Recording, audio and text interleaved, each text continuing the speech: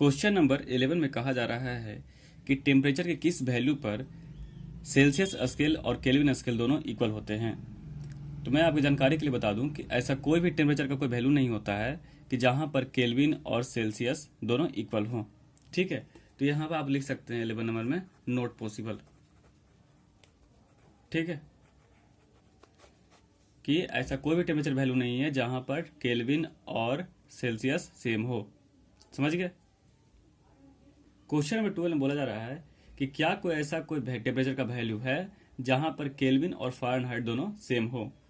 तो आइए आकर इसको निकालते हैं। पहला बात, क्वेश्चन खुद बोल दिया है कि टेम्परेचर का वैल्यू जो है केल्विन और फ़ारेनहाइट में क्या है, इक्वल है। यानी कहने का मतलब है कि Kelvin is equals to Fahrenheit, दोनों इक्वल है। दोनों को मान लेते हैं एक्स। ठीक है, मान सकते हैं इसको, लेट कर लेते हैं, मान लेते हैं इसको कि दोनों का वैल्यू क्या है, एक्स है। ठीक है, अब आते हैं हम सॉल्व करने के तरीके पर, जिस थ्योरी से सॉल्व करते आ रहे हैं अपने क्वेश्चंस को। यानी कि k minus 273 divide by 5 is equals to f minus 32 divide by 9। इस तरीके से अब जहां पर k है और f है वहां पर हम क्या कर देंगे, x को पुट कर देंगे।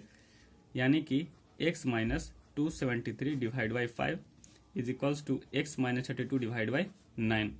क्रॉस मल्टीप्लीकेशन कर लेते हैं तो 9 into x minus 273 is equals to 5 into x minus 32। ठीक है, इस तरीके से हो सकता है। अब अगर हम मल्टीप्लाई करेंगे तो यहाँ आ जाएगा 9x, और जब इसको इससे मल्टीप्लाई करेंगे तो शायद 2457 आएगा। ठीक है, और जब इसको इससे मल्टीप्लाई करेंगे तो 5x माइनस 160 आएगा।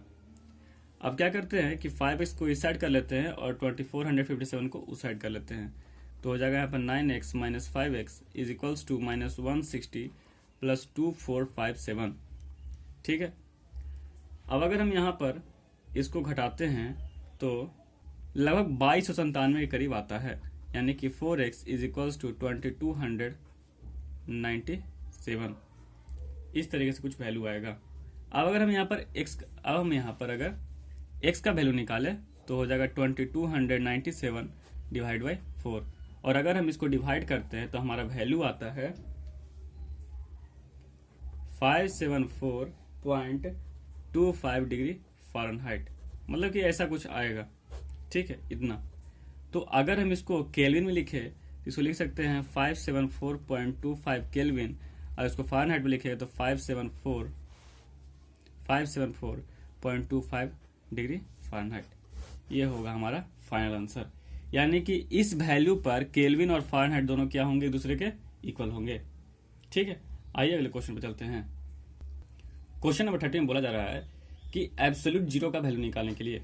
ठीक है, सबसे पहले मैं आपको बता दूं कि एब्सोल्यूट जीरो का मतलब होता है 0 केल्विन। ठीक है, एब्सोल्यूट जीरो का मतलब क्या होता है, 0 केल्विन। अब इस 0 केल्विन का जो वैल्यू है वो सेल्सियस में निकालेंगे, यानी कि सेंटीग्रेड में निकालेंगे। तो जो वैल्यू होगा मेरा आंसर। तो कैसे निकालेंगे, आपको मालूम है सबसे पहले कि c/5 is equals to k minus 273 divide by 5 करते हैं इस तरीके से। तो यहाँ पर c का वैल्यू निकालना है, तो c/5 is equals to k के जगह क्या पुट कर देंगे, हम 0 पुट कर देंगे।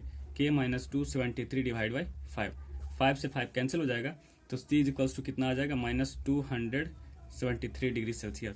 ये हो गया हमारा सेंटीग्रेड में एब्सोल्यूट जीरो का वैल्यू।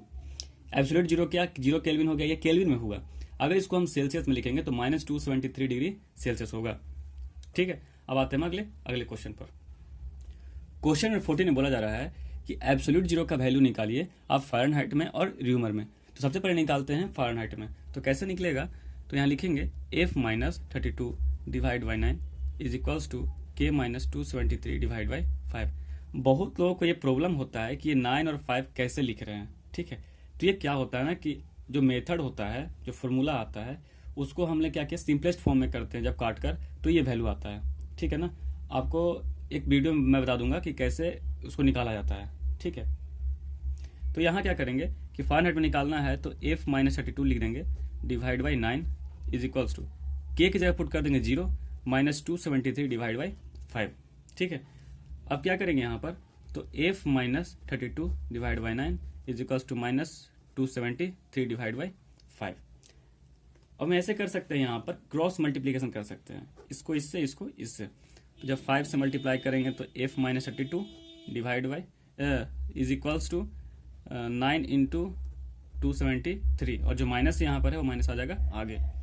और जब यहाँ मल्टीप्लाई करेंगे तो लगभग जो वैल्यू होगा वो होगा आपका 5f minus 160 is equals to minus 2457।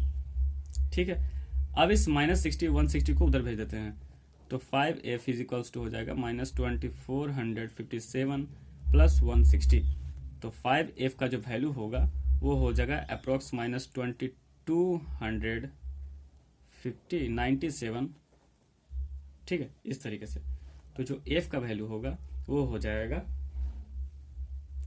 Minus 459.4 degree Fahrenheit. ठीक है, यानी कि एब्सोल्यूट जीरो का वैल्यू फ़ारेनहाइट में होगा माइनस 459.4 डिग्री फ़ारेनहाइट। समझ गए? अब अगर इसको हम र्यूमर में निकालते हैं तो र्यूमर भी इजी है, कोई हार्ड नहीं है ये। ठीक है, कैसे निकालेंगे देखिएगा। यहां पे क्या कर देंगे कि र्यूमर में निकालना है तो r/4 is equals to k minus 273 divide by 5।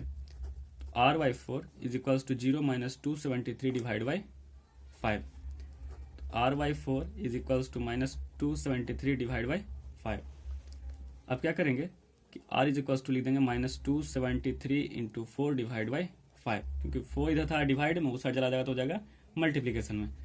Total solution करने के बाद हमारा जो आंसर आएगा वो होगा माइनस 218.4 डिग्री र्यूमर। ये हो गया एब्सोल्यूट जीरो का वैल्यू र्यूमर के अंदर। ठीक है, आशा करता हूं कि आपको अच्छे तरीके से समझ में आ गया होगा।